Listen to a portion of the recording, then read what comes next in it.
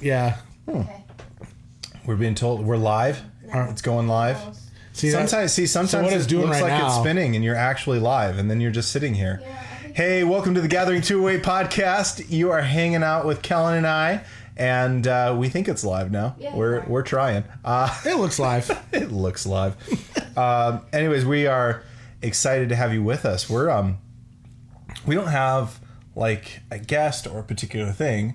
We just wanted to talk a bit about life and like living online, because we've all been living online for a while now, and it looks like that's going to be around for a bit longer.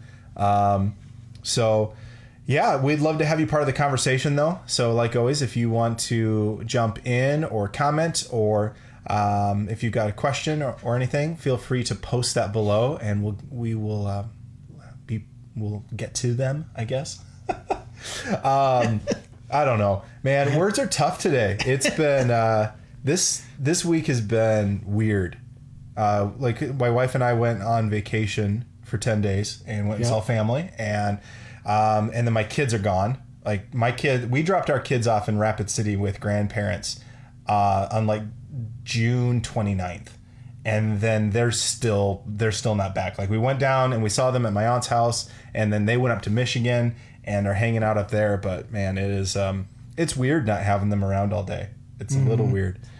Well, because you guys did that trip the same time we went to South Dakota. We went to Sioux Falls. Yeah.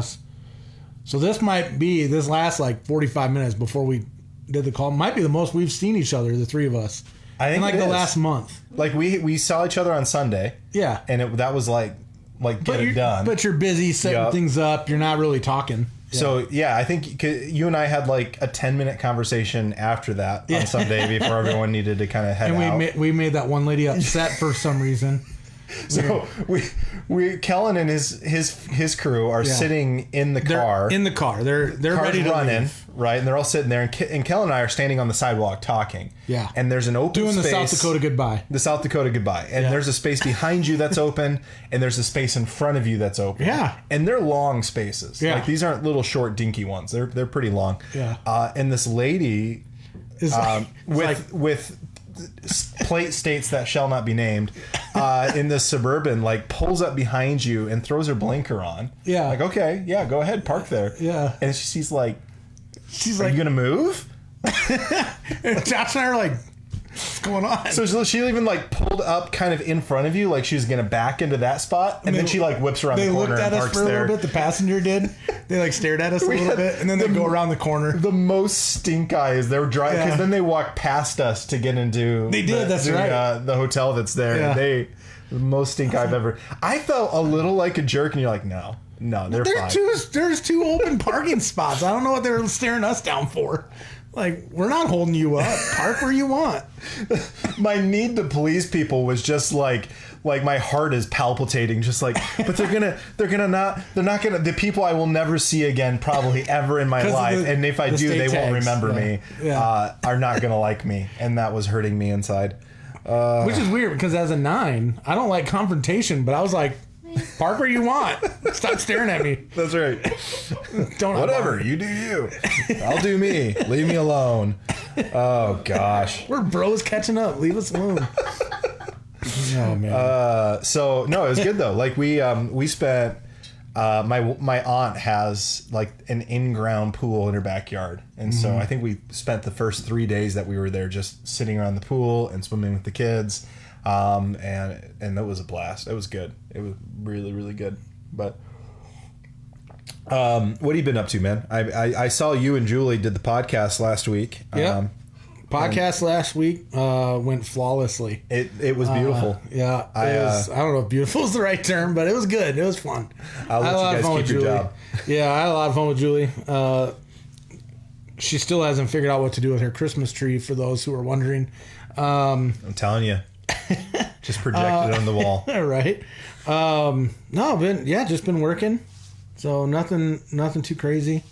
Our work, we really don't have a timetable on when we're going back to the office. You know, you're talking about living online. Like, We really don't have a timetable. We have an office in Richmond, Virginia that kind of has a timetable. But they're kind of the guinea pigs. They're going to see how it goes, and how it goes in Richmond will kind of determine what happens for us here in Boise. So, yeah, we'll see. I don't really know. We really don't have a definitive time when we're going back to the office.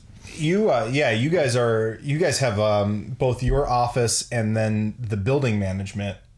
Yeah. Right. And then there's other businesses in your building. Yeah. It's 11 floors, different businesses. And it's all recirculated air. And it is. So there's concerns there. And then I know like Erica, the company Erica works for, they're trying to phase people in, but they've set that back significantly because you were all supposed to be, for the most part, back in now. But they've got what, 10%, 20%? Maybe somewhere in that range, maybe 15% in. And we were talking before we came on about school. Yeah. Because how many weeks are we from school? About 3. 3 weeks. About 3 weeks. 3 weeks out from school starting. And right now the plan is to go forward with in-person school and all the kids have masks. But I know we've talked to some people who are really, they've got connections in some of the healthcare stuff. And we're just like, I don't know if it's going to happen. Yeah, I really don't know what's going to happen with school. I mean, the latest email sounds like they're still moving full steam ahead and hoping that nothing really spikes here in Boise to cause that to be set back. But it's one of those weird things. Like you love having your kids around, right? Like you guys are missing your kids. You just mentioned you're missing your kids right now because they're on vacation with grandparents. But you love having your kids around. But then like today, because Kathy's working up in our bedroom and has a door that she can lock if she absolutely needs to, but then you get the kids knocking on it. But I'm downstairs in the kitchen, and so I can hear the kids in the living room. I can sometimes help with stuff if they need milk or water or whatever in the kitchen, a snack, whatever. But today was one of those days, if with 3 kids, it's like they took their turns fighting with each other sibling. Yeah. So you've got, the oldest fighting with the middle, and then the middle fighting with the youngest, and then the youngest fighting with the oldest. And it was like, what is wrong with you 3 today, man? So today I was like, yeah, I definitely want them to go back. I do. And I know Noah's 14, he wants football. They're moving forward to football. Yeah. I think football practice is starting like 10 days or something like that. Oh, wow. Okay. Because it starts like the week before school or something like that. But they weren't doing the lifting camp or anything. They had to call off all the camps, but apparently football, so you can call off camp. This is what gets confusing. You can call off camps, but you can move forward with the season. Well, I don't get it. It shows us I think that we all have this level. We've talked about this even with just watching individuals' behavior, but like there's a level to where we're inconsistent. Like we're just like, we'll say that this is the reason I did this, but then there's something that we kind of want to do more. Yeah. And so then those reasons don't matter anymore. Right. And so, camp, everyone's like, okay, fine, I get it. But then it's like, no, you better not call off the season though. Yeah, right? Yeah. Yeah. So it's weird. Noah's ready to be, I think he's willing to risk COVID to be away from his sisters during the day. He really is. For no other reason. He's just like, I'm done.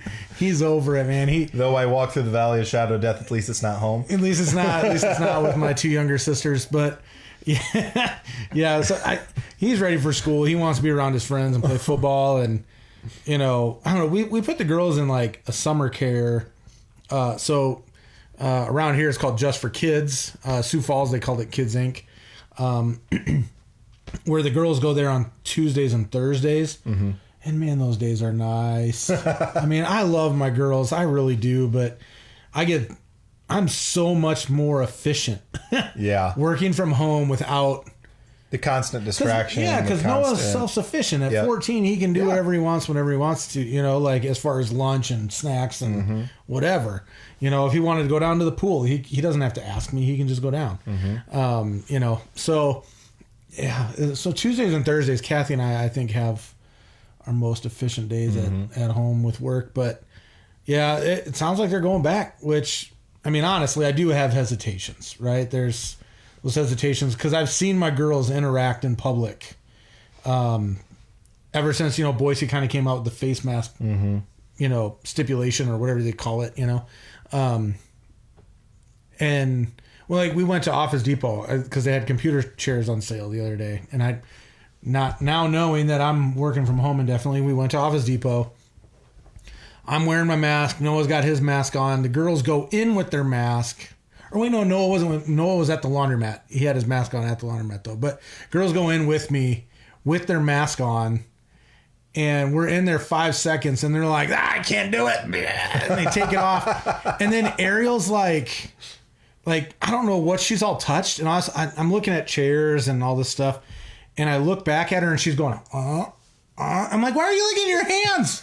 What are you doing? It's like a cat. She's like, I touched something sticky. Oh. Why are you licking this? Why are you licking your hand? She's like, well, I was trying to clean it off. I'm like, there's a huge thing of, right when you walk in Office Depot, they have a huge thing of hand sanitizer. I'm like, just go get, too late. Well, if you got COVID, you got COVID. And then last night we're at the pool. I'm playing in the pool with Faith, and I'm like tossing her and I'm flipping her. Yeah. And the one time I flipped her, she didn't plug her nose right, whatever. She comes up out of the water, and she's like, don't flip me again. And then spits in my face. Like, not the water that she swallowed. Like a legit spit in my face. And nobody likes to be spit in the face. Spat in the face? Spat. Whatever. And so... Spat upon, yeah. And so I'm like, I'm not happy with you. I need to remove myself from this situation before I get really angry. And so I went and sat in the hot tub. And Kathy, I could hear Kathy kind of talking to her in the background. Like, why would you spit in your dad's face? She said, I didn't want to be flipped. But I'm like...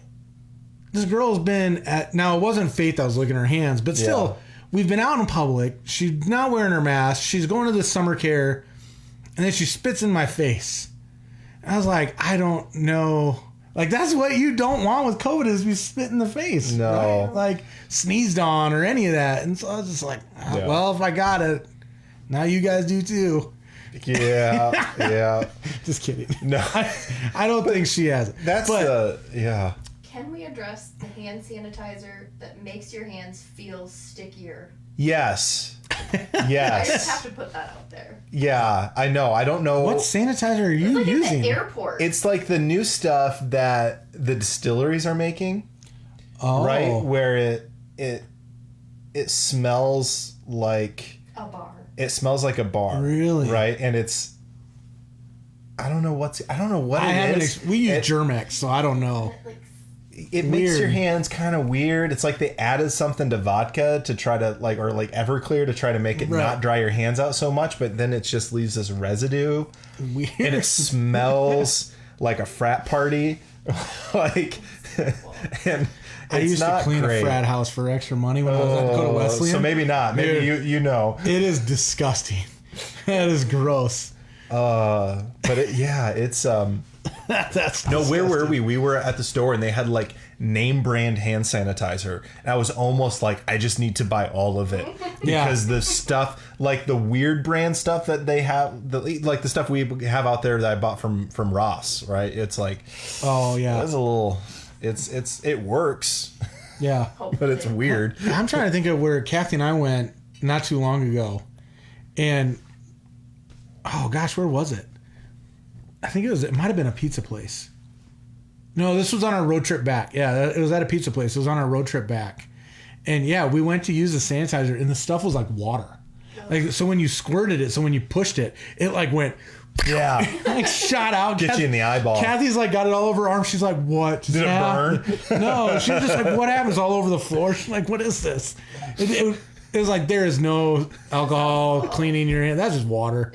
There's nothing in it. It didn't smell it. It was like, what is this? Oh my gosh.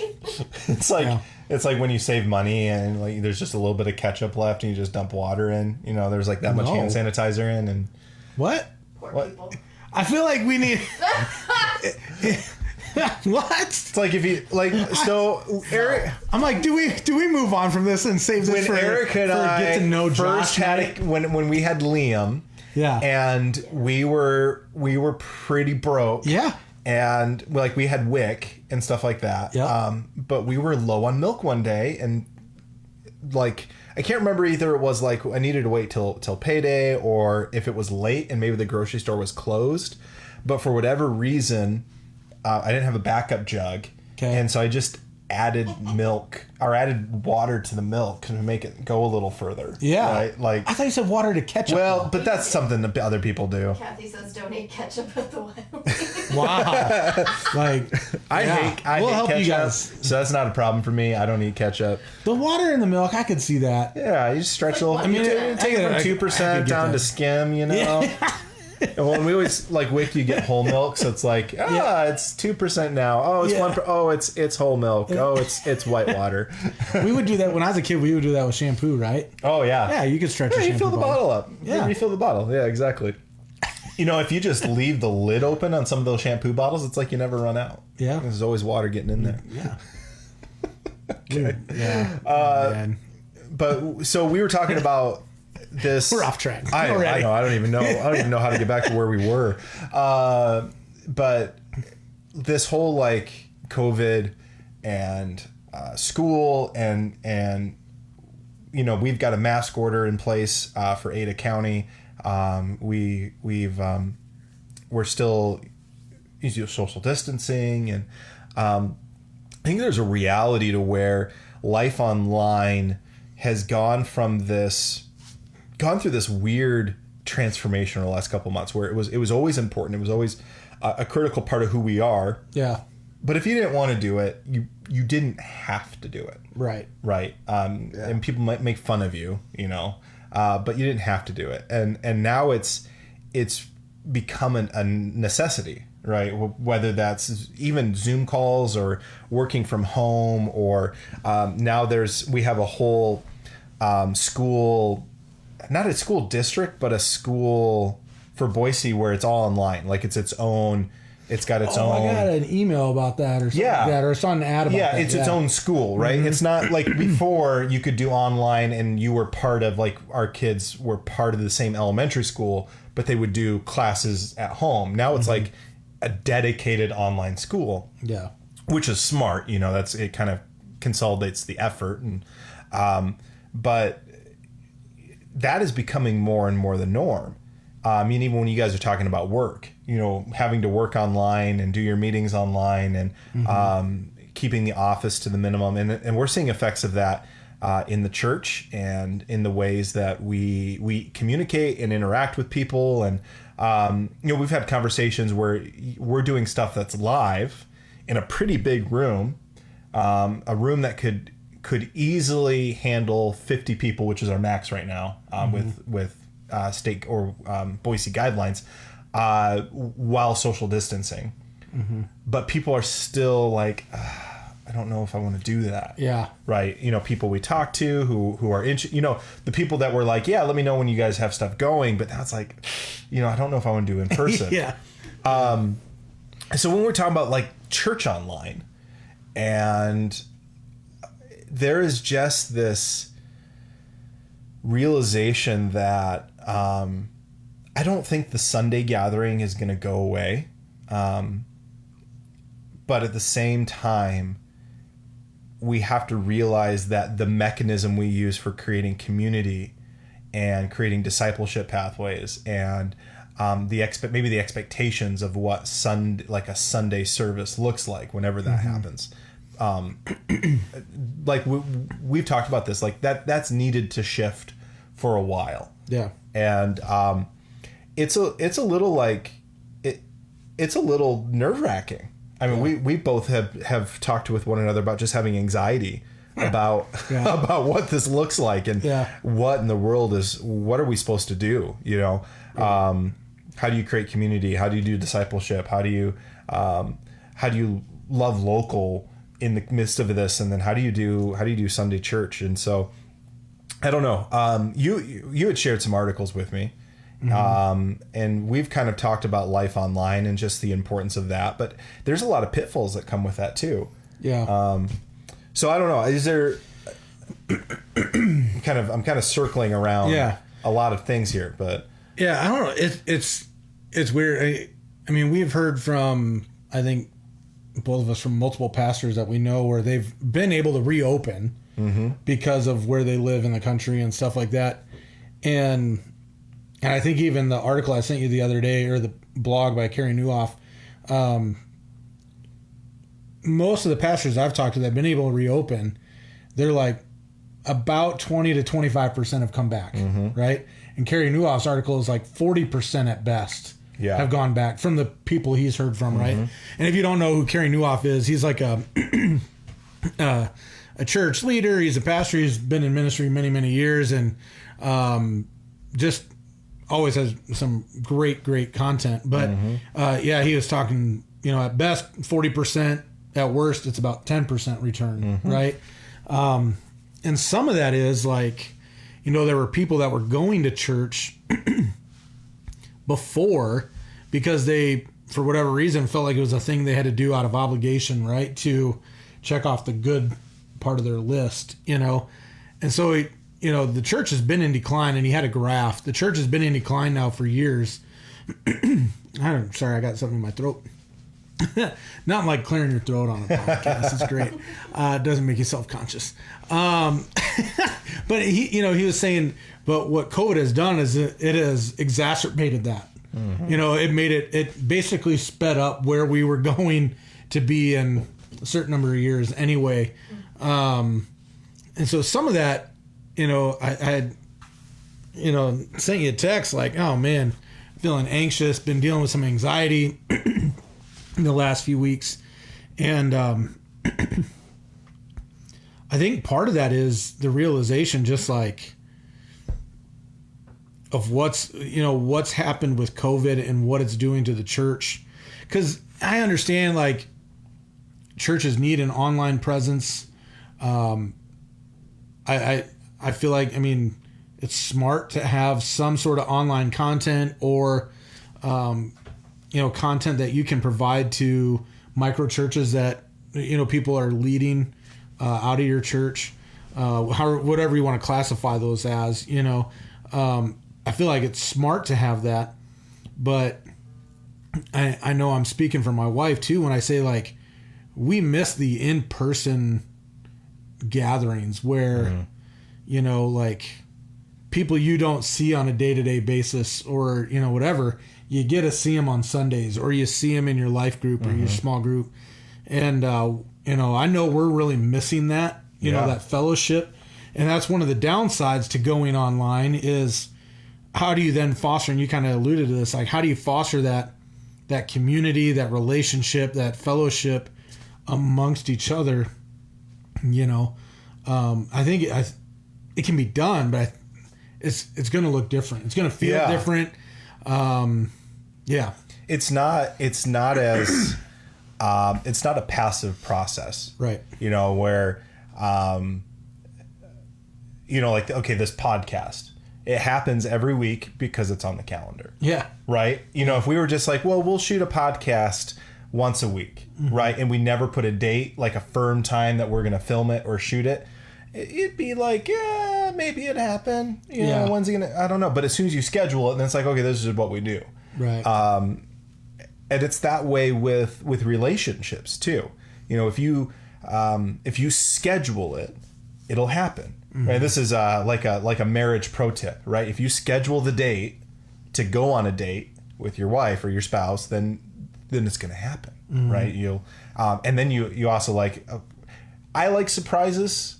Erica likes surprises, but what Erica likes more is knowing that I'm going to take her on a date. And that I've planned it and that we're working it out and I've made it a priority, right? And so I've talked with a couple guys about this. It's like, if you want, like, surprises are nice, but if you want to like really earn some points, tell your wife like a week ahead of time or 5 days ahead of time when you're going to take her on the date. Right. Because then you can get a sitter and you're not doing it last minute. And that gives her a whole work week to like be excited about it. Right. And it's that way a little bit with church, right? And the communities we have, because, say I live on the other side of town as somebody or like if you and I lived on opposite ends of town, and be like, man, I miss hanging out with Kellen. It's like, oh, well, I'm gonna see Kellen on Sunday, or I'm gonna see Kellen at this group. And if you take away that structure, then it's all of a sudden you go, man, it's been like a month and a half and I haven't seen Kellen. Yeah. You know, it's really easy to do because life is busy. You know, we got kids, we've got work, we've got jobs, we've got spouses. We're trying to figure life out. And you have other friends, and so, things get fit in there. There's an intentionality with building community that the structure of having a large gathering just facilitated and made it happen. And I think one of the focuses of as a church, as we are going to see a trend moving away from the prominence of that large gathering. Not that those aren't important, because like with Gathering 208, we think there's those three spheres, you know, the large gathering, the community, and then one-on-one discipleship. And like all three of those play a role. Right. And for a long time in the American church, the central gathering has been the key role. All your money, all your resource, all your staffing gets pumped into that. Yep. And we're going to see a shift away from that. And so we've been trying to figure out as a team, not that we ever want to say that's good enough, but how do we scale back the necessity of what goes into making a Sunday gathering happen to where it doesn't eat up all the resource for everything else, right? Like even right now, purposely limiting ourselves to like what fits in the back of my Pilot. Yeah. You know, instead of going and like getting a trailer and the truck to haul it, and which is like, as a church planner, you think, well, that's what you do, right? You get a trailer, you'll load it with tons of equipment, and we're like, no, let's pick a venue that is comfortable on its own. And so we're gonna meet at a coffee shop, and it's already got a stage and already got some basic sound equipment, and let's do excellent in this space as best we can, right? And we're so at every week we're kind of trying to move that bar higher and higher in what it can look like, but at the same time realizing this can't be where all of our energy goes. Right. So we've had that conversation about like you and your role, right? Because when it comes to Sunday, you don't carry a weekly responsibility for those Sunday gatherings, which has got to be a little weird. It is a little weird. I just kind of go where is needed right now. Yeah. You know, and I don't know how to do any of the tech setup, so I help Julie and Kathy set up the chairs and the tables and the guest service type stuff. And it's weird. But that's been intentional. Yeah. Because we don't want to staff for the Sunday experience, you know. Right. I mean, like, you've got to have, like, Lonnie's leading worship, and and I preach, and Kathy's, you know, overseeing hospitality. And so you've got to have people that make those things happen, and it takes energy. Right. But, you know, we don't want to be like all of our eggs are in the Sunday morning or the Sunday gathering. I keep saying this, we don't meet on Sunday mornings. The Sunday gathering. I was like, that's all right. I didn't catch it. I know what you mean. Yeah, it's weird too. Like, you know, as you're talking about it, like we've had many conversations, even from back in that, what would that be, November 2018 when I met you guys, right? When Kathy and I met you guys, like, we've talked from the beginning how we wanted to start with like home groups or whatever. We didn't really give it a name at the time, but you know, these home groups are almost micro churches that would meet in people's homes and then come together for the corporate worship. Maybe we do it twice a week, or not twice a week, twice a month, or maybe we would do it weekly, or, you know, at the time when we first met, we were just kind of like spitballing a lot of stuff. But we had talked about meeting in homes, right? And that was one of the things where I was like, dang, that's exactly kind of what, like, it wasn't verbatim, but it was so similar to what had been on mine and Kathy's heart before we met you guys. And I think part of what I've been going through is that, what's the term? I don't know what term you'd want to put on it, because it's not really a wrestling, but there's almost this default to go, well, I want to get back to 250 people worshiping together, or whatever, you know. I just said 250 as a random number, but you know what I mean, a larger gathering, because right now we're about 10 people, you know, on Sunday nights. So I don't know if that's part of, you know, my is it default because of the last 15 years that I've been in the church. I mean, the smallest church we went to was a church plant, but we did that for about a year, every other church we'd been to was 250, 300 or more. And Ransom was way bigger than that, you know? And so I don't know if that's just like, because that's what I was used to, that like, I want to gravitate back to what I knew or what I know. You know what I mean? And so this shift in the church, mainly because of COVID, I mean, I think it was headed that direction anyway. COVID just accelerated it. I don't know if that's why I've been dealing with this like tension, this anxiety about it all, right? Because really where we're at as G208, we had never set out saying we're going to launch with 200 people, we're going to launch with 150 people. You know, we'd never said that. Our goal was always to build through discipleship and home church or home groups, and then still come together for a larger gathering, right? Because there is some benefit to that. But yeah, I don't know. Sorry, I'm starting to ramble, so I'll stop. But does that all kind of make sense? Yeah. Somewhat? Yeah. It makes sense up here. So I'm hoping the rambling. Well, it's we know community building is incredibly important. We know discipleship is incredibly important, and being able to dive into God's word and to worship together. Like these are all things that we want to do, and yet creating the critical mass to see those things happen is hard, right? It's tough, and then you throw pandemic on top of it, and this unsure of what we can do and who we should hang out, and there's a lot of like stranger danger right now, right? Not because you're a dangerous person, but it's like I don't know what you touched. I don't know what your kid touched and then licked their hands, right? Like yes, you know, it's definitely the sense of touched, licked her hand, and then touched. What did you? Yeah, exactly. Like we don't, you know, it's like I don't know if I want to have new people in my life, and part of building community is having new people in your life. Yeah, and so we've gone from this mode of let's create events that we can bring people to now being in this mode of like I'm not sure how to create community. And I think that one of the things we need to realize is that in order to create community, not just in the current climate, but in the direction that American culture is going to go on, if you want to have intentional community that has spiritual focus, then you've got to create that one-on-one, right? You've got to be willing to step into people's lives, meet them where they're at. And, you know, and so like we've talked about, non-spiritual people don't do spiritual things, right? So going, hey, come to my Bible study, or hey, come to my home church, or hey, come to my worship service. Like it doesn't matter how small you make that encounter, right? It's like whether it's one-on-one discipleship or home church or a home group or even a church of 3,000. It doesn't matter what size that encounter is. It's a spiritual activity. And so people who are far from God, people who are not spiritual, are not going to be inclined to just jump into that. Now, there's always exceptions. There's always people where the Holy Spirit has been working hard on them, and they're just looking, right? And that does happen.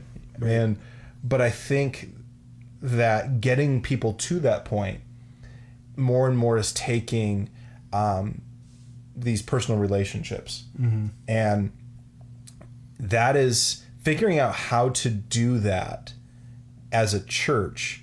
I think is key, but it's also really hard because we're not talking about just behavior modification, right? We're not talking about, hey, don't do these things, do things, show up on Sunday, bring a friend, right? We're talking about the way that you view the people in your life has to shift. And that's tough. I mean, that's a tough ask for people. And we've talked about that. We're going through this series about talking about the Father heart of God and going through 1 John. And so, you know, we've talked about God's heart towards us, but then that means that affects our heart towards people. And it's not an easy thing, you know? So I don't know. Figuring out a way to equip people to do that So we've talked a lot about online tools, whether that's like this podcast, or if that's devotional videos, or if that's like online service. Like, those things are important, but there is a line between people saying, I'm meeting people where they're at and I'm using the online tools, to just going, well, I'm just not really doing anything. And I don't know what the answer is. Yeah. And that's kind of the freaky part. Like, I see the I think direction. a lot of pastors. I know. I see the direction, but I don't know what the answer is. Yeah. I don't know what the best solution is for the way the church should look, post COVID. I don't know the best way to do community with people in this climate and where we're going. I think discipleship is going to be massively important, and it has been. It always has been massively important, but I think that having large Sunday gatherings can kind of mask not having deep discipleship. And so training people to do that, but then, it has been it's an uphill battle, when you're coming out of a culture where, like you were saying, it's like, gotta get Sunday going. Right. Yeah. And there's value in Sunday, but I think there is definitely an overemphasis. So all of a sudden it goes, okay, so how do we equip people with tools? How do we get people to build relationships? How do we keep people intentional? Kind of always stay on course, Jesus at the center of our life, and that affects the way that we love people and the way that we communicate with people and the heart we have for people. Because a lot of times, without that constant kind of pick me up from Sunday, you just kind of feel like, your faith kind of meanders around. Yeah. Which speaks to discipleship. I don't know. I am. Right. Yeah. I agree. I think discipleship through all of this is going to be a huge part of that, because it is easy just to, on a day-to-day basis, kind of, I don't want to say walk away, but, put off reading your Bible, put off praying, put off, and for some people, the only time they worship is Sunday morning for that 1 hour. Right. Mm-hmm. So, it's easy to get away from worshiping and praising the Lord. And, so I think discipleship is going to be huge for that, to even keep faithful followers of Jesus, connected and growing, cause I don't know how else, cause there's a lot of places that are like, I can't remember who I was talking to the other day. But they, cause I hadn't heard this. I'm not keeping up well on California or other states. I'm not even doing well keeping up on Idaho for that matter. But, someone had said the other day, California churches can't meet at all. They are working right? on it.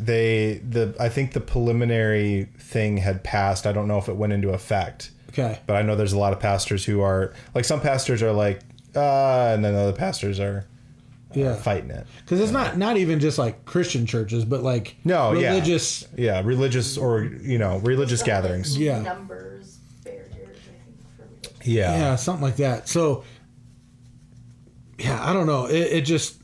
Well, then you've got like Andy Stanley, who's got a massive church. 2021. Yeah, and other pastors are following suit, and it's a weird time, man, and we can't lose sight. And I think that's the thing. The purpose has never been to have the biggest Sunday morning gathering, right? The purpose has always been to make disciples. Yeah. Right. To see people find Jesus in their life, to see people who are transformed, who find wholeness, who find identity, who find purpose in who God has called us to be, what we've been created to do, and then share that with other people. Right. Like, if you think of Jesus, and when you're reading the Gospels, he doesn't point, like he doesn't tell Peter, right? Hey, get out of the boat, meet me at church on Sunday. Yeah. Or Saturday, whenever they would have been doing their, But he doesn't say, hey, come meet me at the church service. Right? His discipleship, when he pours into his disciples, it is all about his relationship with the disciples, as well as, and that's flowing through his relationship with the Father. So, it's one of those things that you said it earlier, the church has gotten really good about, especially the larger gathering churches, like they've gotten really good at masking the issue of having a lack of discipleship because of their focus on Sundays. And there's nothing wrong with having large gatherings. No, like when we see Jesus preaching, he preaches to large gatherings. What is it, 5,000 people, but that's 5, just counting the men. And so you're like, it's probably closer to 10,000, maybe more. If you count kids. Maybe there's kids there. And so it's a big gathering. Yeah. But then he says the hard thing and half the people leave. Yeah. Right. And not just like the fringe people, but like some, because there was, 100 or so. There's followers of his that went, you're crazy. Yeah. You're talking crazy talk. And then they leave, and because a lot of times we think when we see this picture of Jesus, especially as church planners, we're like, Jesus and these 12 guys roaming the countryside by himself. Well, it's like, no, I mean, he had the 12, but then, he had the 70 that were like trained, and then probably another couple hundred that were always there, and then all the locals. Yeah. Right. So, I mean, the guy is doing a traveling mega church whenever he does a speaking, but he's not willing to put it all. He's not afraid to put it all online. Yeah.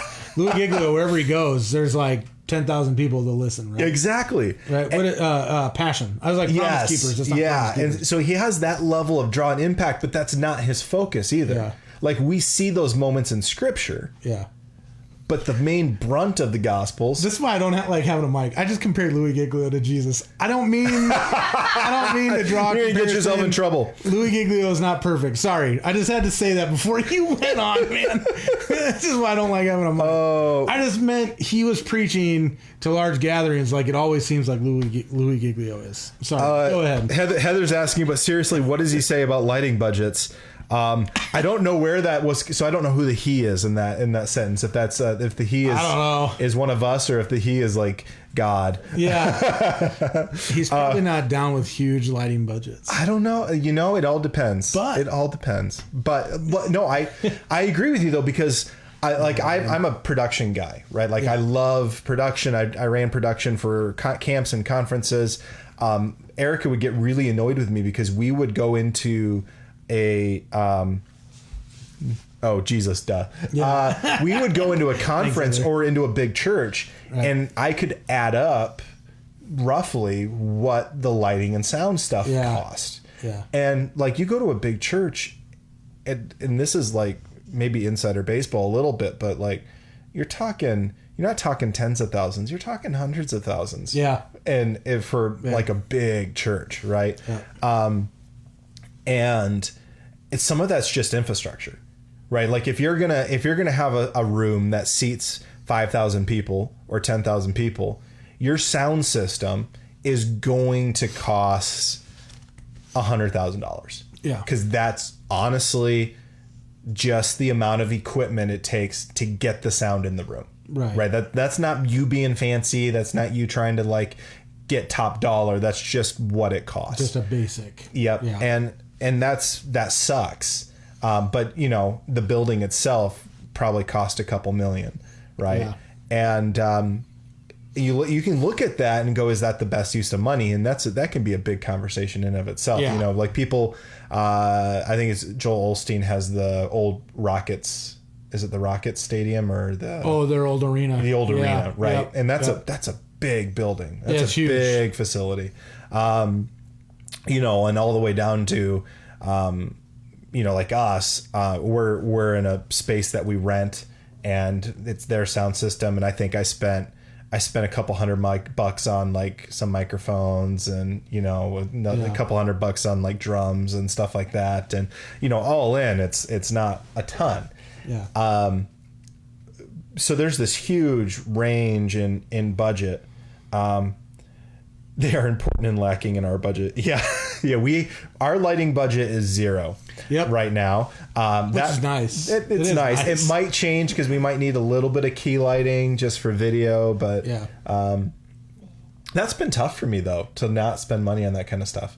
I forget where I was going with this, but that's all right. I don't remember where lighting budget.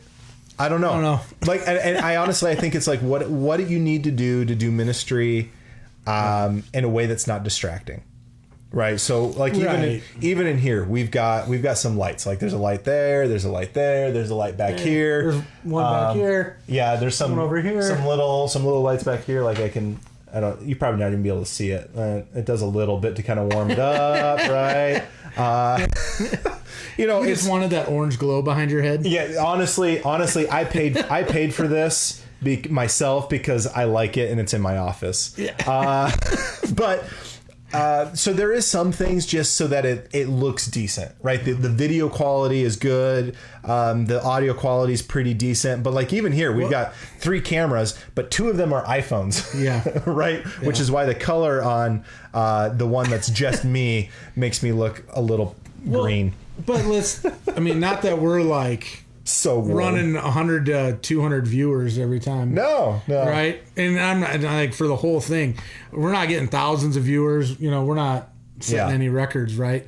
But if we were running, I was watching a Netflix documentary on the mafia in New York. You're going to compare our church to the mafia here? Yeah, that's what I'm going towards. Good. I'm glad. No, but. They show like old video footage, like old news footage from like the late 70s, early 80s. We don't want this to look like that. No. Right? People would be like, the what joke? Is going on? Like people were saying it looks like a hostage video, Me and you? No, someone. I was like, no, wait, what? On Facebook, it was a joke. We look like we're hostages. Like all these pastors trying to do online church for the first time, and it looks like a hostage video. Yes.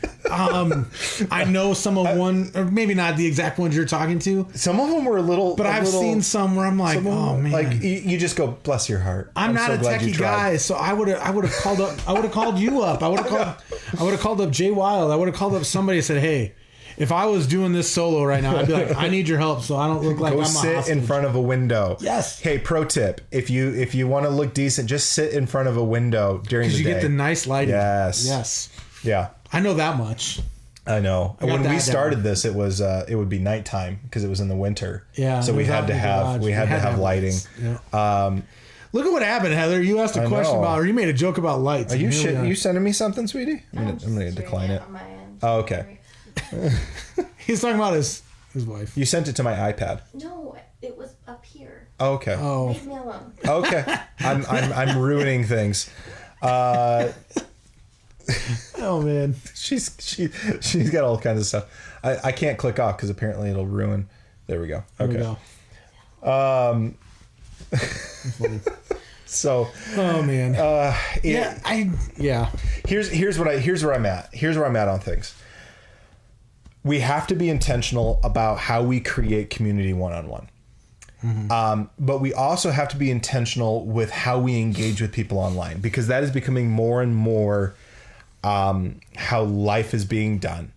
And that affects us as a church, right? Like, what do we put out there? Do we, that's why we do a podcast and not just Sunday morning preaching. Because let's be honest. If you're just looking to watch a sermon online, there are people who do it a whole lot better than we do. Oh, yeah. Yeah. There are people who are much better preachers than you or I. Yep. And with a podcast, I mean, even podcasts, there's people who do better content and better podcasts, and they actually talk about topics.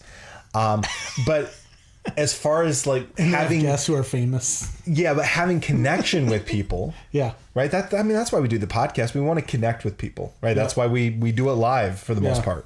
That's basically why we started this thing. We were like, well, if COVID's going to prevent us from meeting anybody, let's do a podcast. Meet them online. Yeah. But that also means that we as individuals have to be really intentional about how we interact online. Yeah. And I think that's something it's easy to forget, because you can assume that everyone's just this anonymous avatar out there. And we forget that there is a person on the other end who's got a family. They've got aspirations. They've got fears. They've got hurts and pains in their past. They've got things they care about and kids. And like, there's all these things that when we're engaging online, sometimes we can forget about. Mm-hmm. And so that can cause us to write them off, or to downplay a worry or a fear they have, or to just be really quick to call them idiots. You know, I mean, we've always done it in the political realm. Yeah. Right. Left or right doesn't matter. Whoever president is, if they're not your party, then you're like, you're an idiot. You know, and we see that all the time. And that's a really quick way to shut down a relationship. So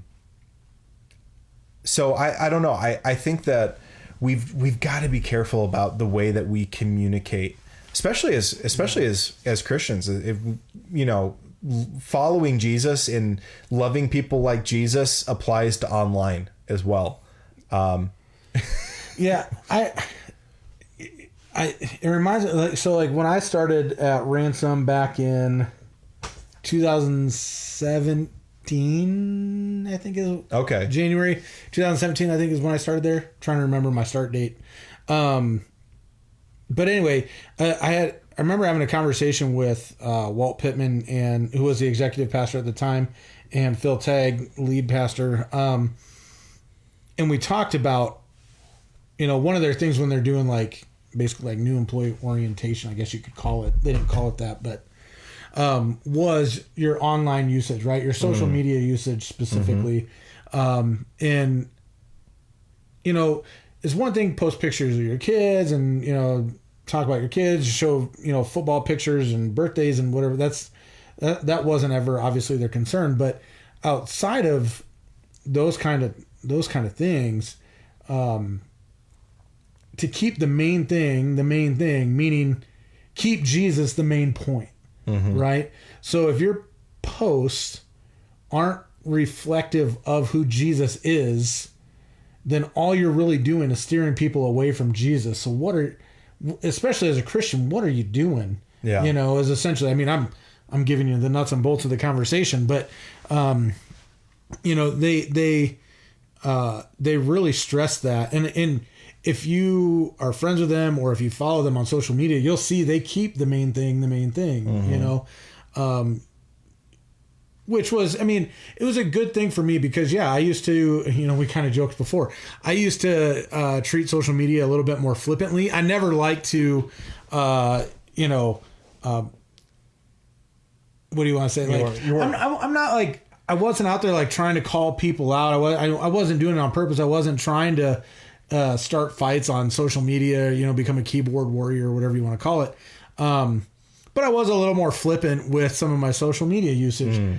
Many of my friends will remember, and they remember it fondly. I on National Taco Day, this was 3 years ago now, 4 years ago almost, or almost 4 years ago. Yeah, it was almost 4 years ago.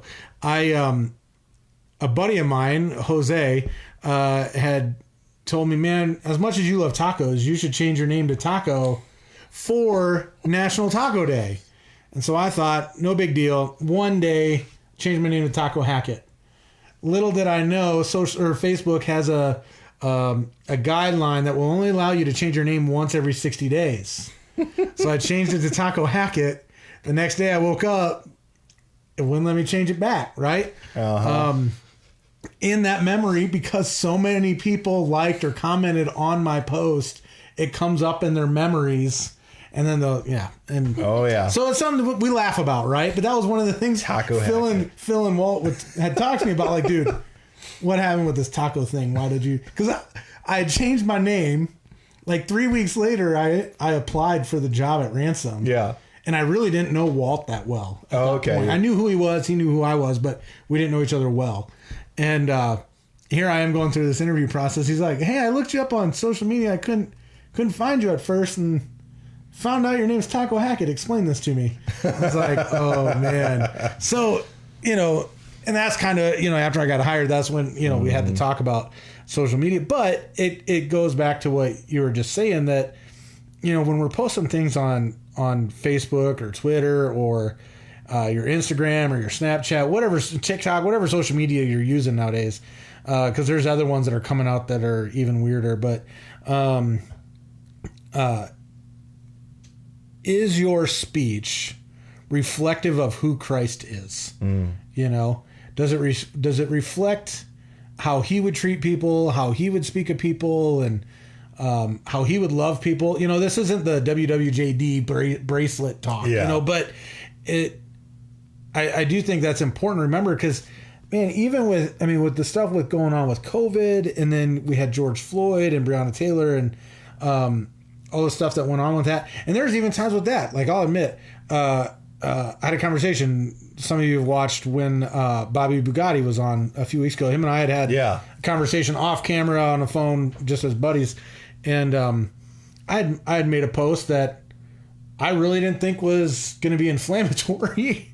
I was just challenging people to be more open to listening, and it went downhill fast, you know, and it was something that I had posted out there, just challenging people to listen. And I mean, I don't think anything I said was un-Christ-like, you know. You and I had kind of talked about it, and Bobby's like, man, I knew when you posted that. I was like, what do you mean you knew? Like, how did you know? I didn't even know people were going to react like that to that post. You know, I wasn't calling anybody specifically out or anything like that, but, you know, so even something like that, you know, but we see it now with people posting conspiracy theories about everything right now. And it's one of those things, when I read some of those posts of people that I know are Christians, I'm like, do you realize how divisive you are being by posting what you're posting? You know what I mean? Yeah. Oh, and yeah, so absolutely. I think it is taints the word? Does it? I feel like it taints our witness, and you can correct me if I'm wrong, but I feel like it taints our witness when we are posting things that are untrue, purposefully trying to cause division online, you know, all that stuff. Yeah, it is. It's really easy to get wrapped up into trying to defend your standpoint, or, you know, there's people who try to shout people into agreement with them. And I mean, I used to be kind of guilty of that, not so much online, but in person. You know, I'm like, agree with me. You're right. I love to debate, and I called it debating in high school and college. My wife called it steamrolling. And it's really easy to get to a point where people don't want to talk to you anymore. Yeah. And if people don't want to talk to you, you know, kind of talked about building relationships and community. It's really hard to share Jesus, especially when they're like, well, if you follow Jesus, and I kind of don't like you, I'm not sure why I would listen to you about Jesus. Yeah. And not saying that you've got to live a life in a way that everyone's going to agree with you. Right. Because I mean, Jesus says, if the world hates you, it hated me first. Right. Yeah. But there was, you know, Jesus was singularly focused on building God's kingdom.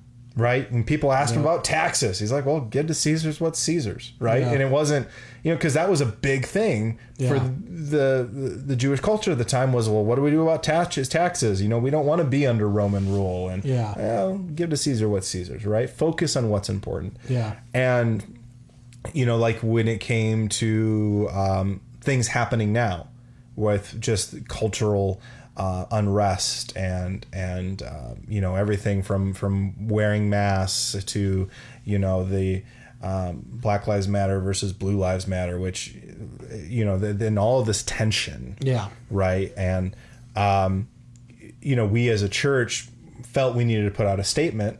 Yep. Just about, okay, we need to love people the way that God loves people.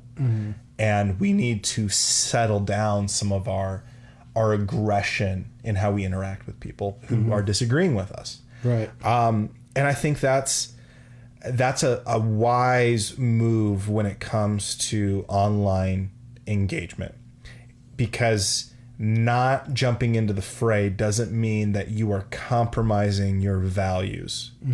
What it does mean is maybe we are reserving that conversation for a more appropriate venue. Right.